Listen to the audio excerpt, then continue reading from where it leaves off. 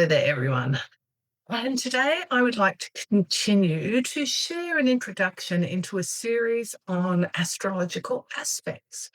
Now, aspects are whole wiring system for any astrologer, be it evolutionary, mundane, uh, psychological. Working with aspects is crucial to understanding how this soul's memory and essence and vibration are wired. It is like the motherboard. And, for those of you that may be new to astrology or watching me for the first time, aspects are the dialogues. It's a bit like when we are living with flatmates and we all need to learn how to communicate with each other and how to get along. And the dialogues that are tapped in, the archetypal expressions that the planets choose to shine their lights through, are going to be an aspect, conversation, connection with other planets. And that is all to do with our soul contract and how we are learning to grow in this lifetime. And last time I was speaking about the aspect of the conjunction. Today I want to speak about the sextile. Now, a sextile energy is when we have two planets that are 60 degrees apart. So we haven't got to the trine yet, but it's like half a trine. A trine is 120 degrees apart, and a sextile is, as I said, 60 degrees apart.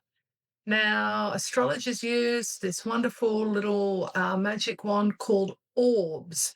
And the orbs, generally speaking, I'm just going to go generally speaking broad brush for today's introduction. Let's say in a natal chart, 6 to 8 degrees. So when we are looking at a chart, whether you are looking to delineate your own chart, or whether you are looking at a friend's chart because you're learning, or whether you are practicing with a client, you'll know all about what sextiles represent if that's the case. Sextile energy is an offering. It's a pleasant gift from a neighbor. 60 degrees is not that far away. And when we have planets in sextile to one another, they can be referred to as soft aspects. Now, I don't like to call things good, bad, ugly, indifferent, because to me, whatever we have chosen in that chart is perfect. In other words, we chose it. And if we chose it, there's a reason for it. We need it. Doesn't mean it's always going to be smooth sailing, but it's definitely something our soul knows is a requirement. So back to the sextile. Some lovely words that you can just reflect on as you're working with sextiles in anybody's chart. Sextiles offer opportunity. So what sort of opportunities are the two planets in question or in sextile offering each other? Now, another nice little analogy for those of us that remember having a radio.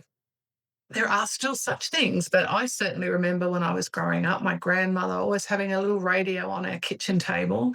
And radios back then had dials. Things weren't push button. Makes me feel like a dinosaur. I'm not really a dinosaur, but anyway, uh, we can we can remember that, when the radio was on, maybe it wasn't quite in tune.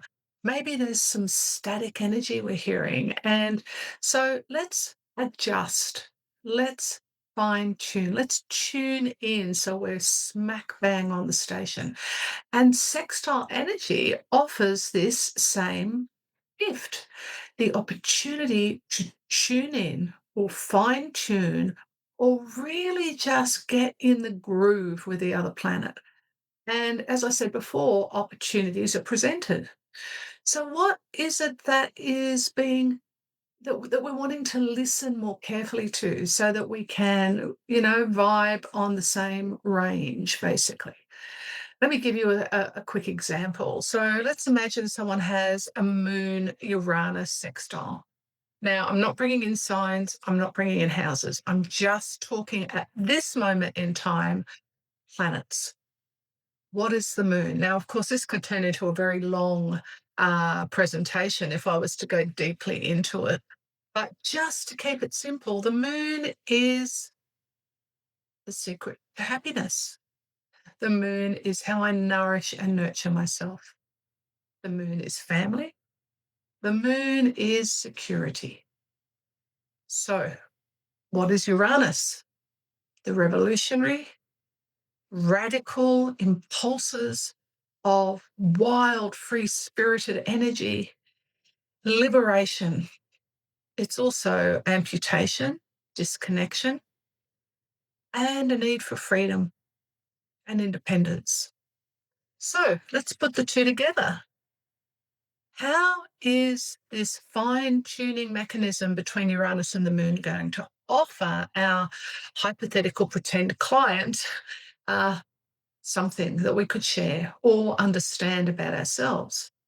What opportunities has this soul asked to receive so that they can really tune in to the need of what makes them happy around breaking free of all patterns on an emotional heart level?